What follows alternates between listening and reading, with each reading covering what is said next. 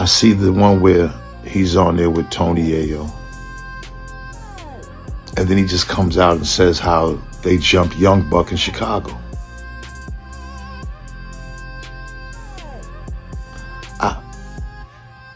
I'm trying to figure out, man, like, what possessed you to do that, Joe? Like, it seems like you took on the responsibility to have a platform that wasn't going to be about all that.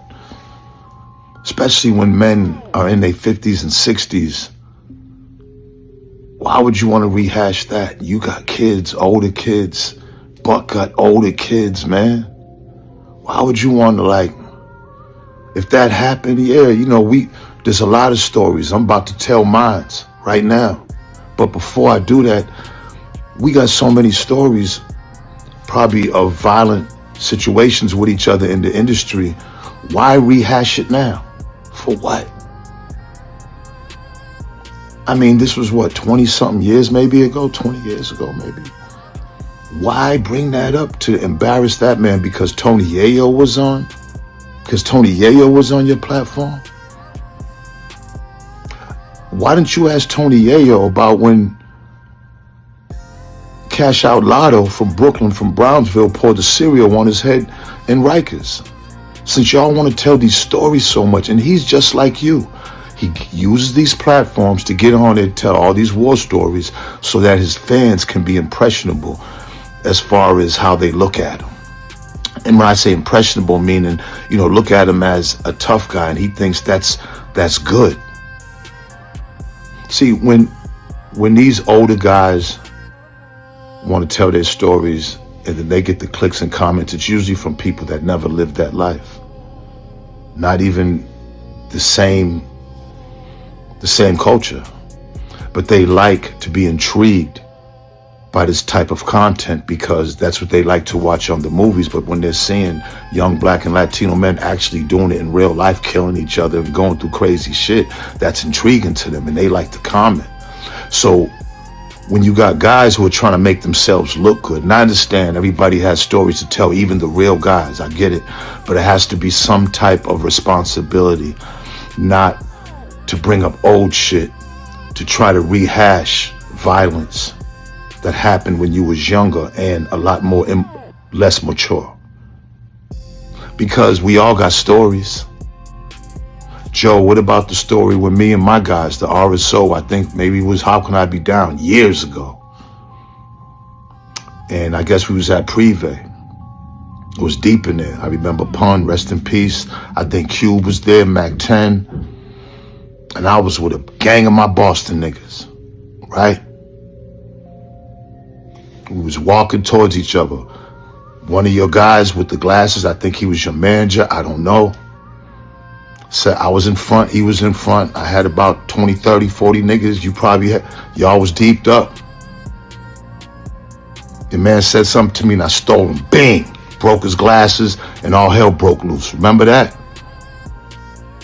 I think you ran to the front while Cuban and Triple Sace and all them niggas was all fighting us. We won that one. The crazy shit is that me, Triple Sace, and Cuban, we talked about that like men. And then I ended up working with them, I remember, on Baby Pun's album. Right? Before we get to that, but do you remember that day though? You bounced. You wasn't fighting with them. You went to the front. And and it was a big ass gang beef and we tore that place up. You remember that? Now, how about now, fast forward, I get my son Ray Ray a deal because me and Ray Ray did a video in LES Projects, Shine Like My Son, and everybody, all the guys brought their kids down. Kiss brought his son down. Jam Master Jay brought his son down, rest in peace. Guru brought his son down, rest in peace. A bunch of people brought their sons down. Tretch, I mean, we can go on and on. The guy from the Beat Nuts, man, like, but that's when I met Chris, Big Pun's son, with Liza. and the girls. Ray Ray was 7, 8 years old. We was little Romeo came down with P. We was in the school. We shot in school in LES projects, and like I remember we got close to him. We was eating lunch, and I was just kicking it with him. I was like, damn. And I had an idea. Like, man, he was the same age as Ray Ray, which they call Chavo now, my son, my firstborn. And I put a group together called 3 Down. Now, at this time, you know, Liza and them, it wasn't doing so well. I remember it vividly. And they would come and we would kick it, and I just, you know, I got kind of attached to the kids. The little girls, they wasn't, one thing about them at the beginning, they didn't, you could tell they didn't let people in their world too much. They didn't trust people. It just was like real quiet. But as we got doing the album and stuff, man, I got to really get close to them. I remember I got a deal with Interscope. It was Ray Ray, Baby Pun, Chris, and a little singer named James out of New Bedford, Massachusetts. Now, Baby Pun and Ray Ray were like 9 years old, I think, 10 years old. Lil James was about 13, 14, but he was real small. So that they all was like the same size, and we called them 3 Down. Jimmy Iovine gave us, we did $1 million deal. Jimmy gave us, I think, $450,000. Before the courts even cleared them, he loved them so much. We shot a video with Benny Boom. We did the Bronx Tale up there in the Bronx, used the same bus as the movie. We spent a lot of money on that video. But look, Liza and them I gave them, Ray Ray's mother, Liza, and Lil James' mother, over $100,000 a piece. We only got half of the deal. I didn't even take anything, because I knew that would help them. Joe gets wind of it and says he wants to meet me. I'm in Miami. Meet me? I think Macho called Dave and said, yeah, Joe wants to meet you about this. I'm like, really? I went and met him, strapped up, alone, and it was at a hotel, and he was in the middle of this big conference room inside the hotel in South Beach, like a movie scene or something. I'm like, what the fuck is this? I go up to him, and he says, yeah, man, you know, Liza, she's not a good, I said, hey, look, buddy, I don't want to get in the middle of that. I said, whatever y'all got going on was way before me. I said, but now, them kids need help. Now, he told me some things that he thought Liza was doing that wasn't cool, who she was dating, who she was messing with, and I said, I don't care about that. I said, at that time, they were sleeping, I think, in somebody's basement, the whole family. I said, I feel good that I could help them.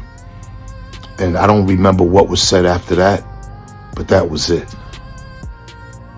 Now, again, I'm not saying this because I just don't condone bullying, and I see where we're going with this internet, and I'm trying to be like the anti that. I'm trying to give a different approach, because it seems like guys get on here and just let their nuts hang and just think that that's what to do, and that's going to help our culture and our community.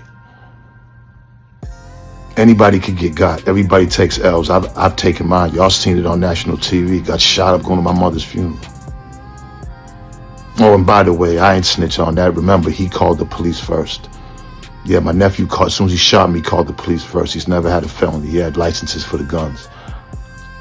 He called the police, said I had a gun.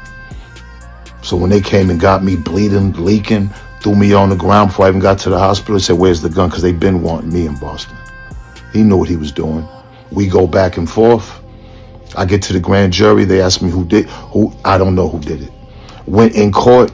Is he in the court? He was big head ass sitting right there, my nephew. I don't know who did it. And he walked.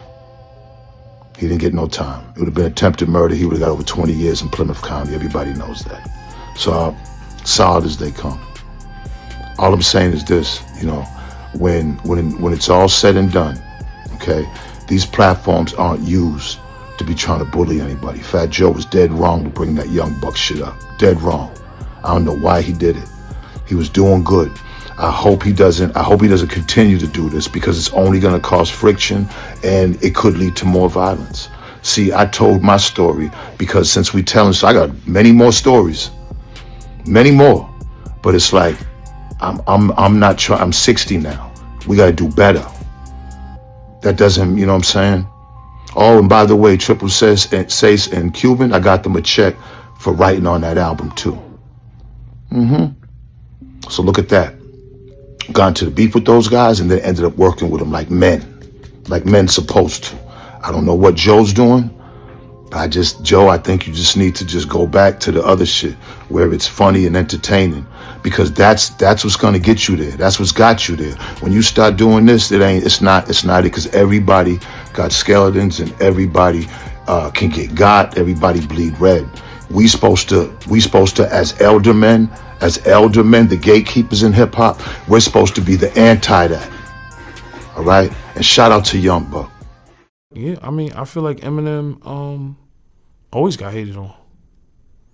From even with you know, the Benzino and the Source magazine was big at that time, and you know, they was calling us house niggas and all kind of shit back then. Because you're affiliated. Well, you were signed to Eminem. Yeah, when we signed to Eminem. Yeah. But like I said, color never really meant nothing to me because I'm from New York. It's a melting pot of color. I went to grade school. My first two friends was Ralphie and Frank Javin. I say it again, they was Italian. So, you know, I never seen color. There was white, there was black, there was Indian, there was Jewish, there was Spanish, there was Haitian, there was Jamaican, there was Trinidadian, there was Guyanese. You know, Jamaica Avenue was a, come on. I went to Thomas Edison. It was, you know, it was black, it was Guyanese, it was everything. It was always a melting pot of people. So I never felt away. But with Eminem, nobody ever did anything for me in my career besides him and 50. And I always say, you know, him doing the free Yayo while I was in jail, because I only had to do about 2 years, it kept my name alive. You know, then they started putting my name in videos, you know, and stuff like that. And the free Yayo shirt was selling. So, I mean, you know, I'm always going to, you know, salute him, because he's the man that sold 16 million records, hard copies worldwide. That overseas fan base that G-Unit has, like when they be like, G-Unit is the Louis Vuitton of Armenia or the Louis Vuitton of Greece. I done heard this. Y'all the Louis Vuitton, y'all the Hermes of Dubai. I done heard this. G-Unit, not just 50, G-Unit, what we accomplished too. Because sometimes people don't see Tony Yayo accomplishments or Lloyd Banks or other guys in the group. You know, so all that clientele comes from Eminem. Because like how we can go out and do 40,000, Eminem can go out and do 80,000, 40,000 is nothing. He could fill Detroit Stadium, it's nothing. You know? Yeah. So all that clientele, all that overseas, and being attached to Eminem was the best deal. That without that, I feel like we wouldn't have had as much success without Eminem and Dr. Dre and Jimmy Iovine and Interscope, Shady Aftermath. It was a fucking movement that was just fucking unstoppable. And you seen when Eminem single-handed took down the Source magazine, because Benzino was always just fucking mad. I don't know why. He was just always mad. Yeah, I've never. We done been caught everything for being down with Eminem. House niggers, all kind of shit. The Source. I remember me and my homies, we ran down on Benzino in Miami. I think that was the year when Suge got shot. I was on my ignorant shit. We ran down on Benzino, me and my mans. And we was like, I'm like, why you always put me in magazines, put in magazines, talk about M, everybody. He wasn't soft, he ain't back down. But then we was like, we give you a pass. And we was like, you want it? He was like, he was acting like he didn't. We was like, you want the pass? And he was like, yeah, I want the pass.